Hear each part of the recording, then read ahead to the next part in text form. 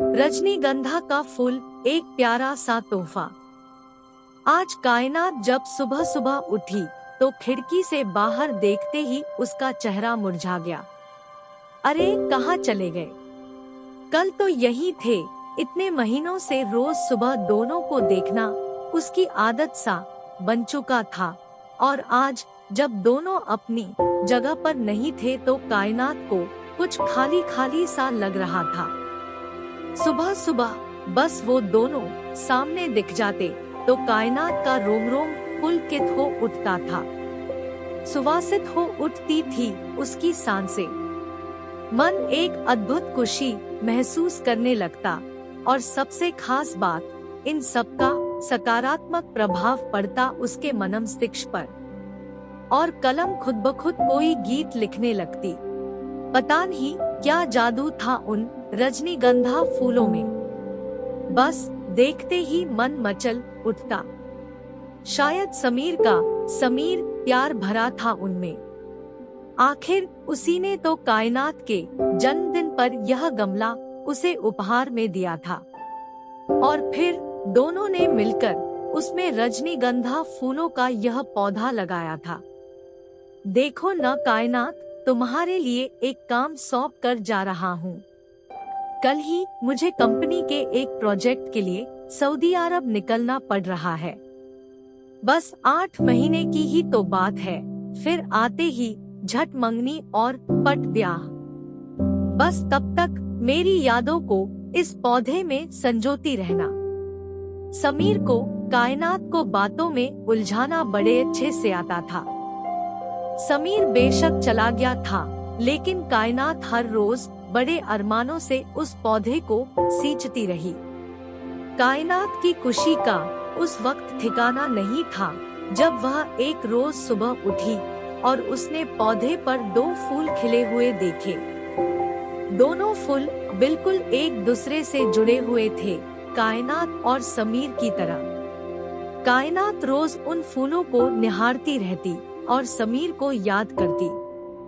कायनात की रोज समीर से फोन पर बात होती थी। भला 2 साल से चल रहा प्रेम दूरियों से कैसे कम हो सकता था। इसी प्रेम की शक्ति ने तो उसे क्या से क्या बना दिया था। कभी किसी को चिट्ठी पत्री में 2 अक्षर न लिखने वाली कायनात की कला आज अनवरत चलने लगी थी। अपने जज्बातों की स्याही में भिगोकर क्या क्या न लिख डाला था उसने। तेरे एहसास में खुद को ऐसे फना कर दिया हमने, जिंदगी बाकी न बची, न तेरे साथ और न तेरे बाद। पता नहीं कैसे एहसास थे जो दिल से निकलकर पन्नों पर बिखरते रहते थे।